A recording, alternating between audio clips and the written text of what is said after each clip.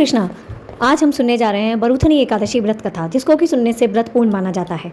वैशाख मास के कृष्ण पक्ष की एकादशी का नाम है वरुथनी एकादशी।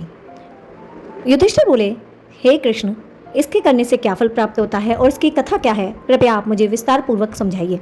श्री कृष्ण ने कहा, राजेश्वर, इस एकादशी का नाम वरुथनी है। यह सौभाग्य प्रदान करने वाली है, सभी पापों का नाश करने वाली तथा अंत में मोक्ष देने वाली एकादशी है।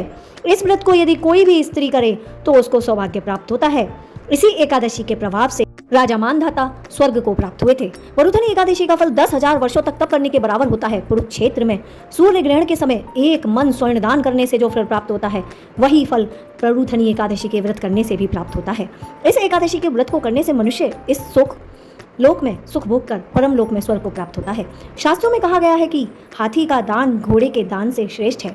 हाथी के दान से भूमि दान, भूमि के दान से तिलों का दान और तिलों के दान से स्वर्ण का दान तथा स्वर्ण के दान से अन्न का दान सर्वश्रेष्ठ माना गया है। अन्न दान के बराबर कोई दान नहीं है। अन्नदान से देवता, पितर और मनुष्य तीनों तृप्त हो जाते हैं। शास्त्रों में इनको कन्यादान के बराबर माना गया है। वरुथनी एकादशी के व्रत से अन्नदान तथा कन्यादान दोनों के समान ही फल प्राप्त होता है।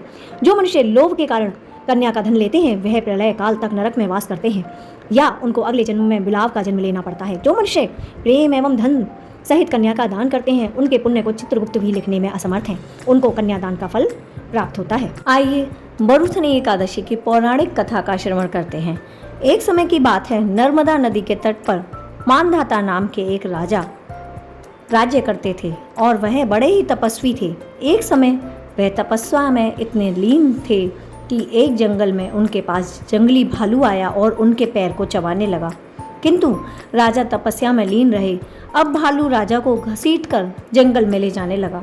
भालू को देखकर राजा अत्यधिक डर गए और उन्होंने विष्णु भगवान से प्रार्थना की।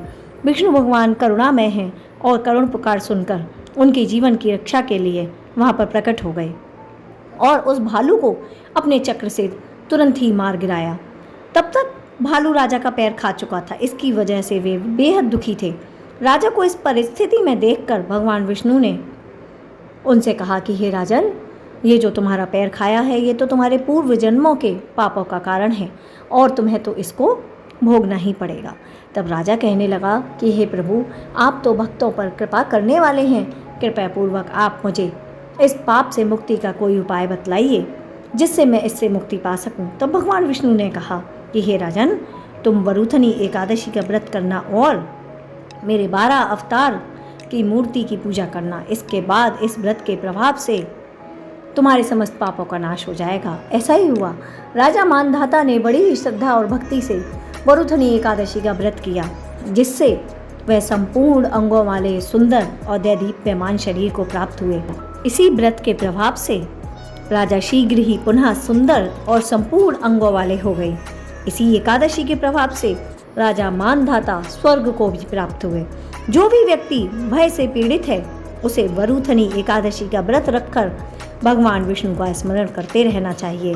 इस व्रत को करने से समस्त पापों का नाश होता है और अंत में भक्त को मोक्ष अवश्य ही प्राप्त होता है।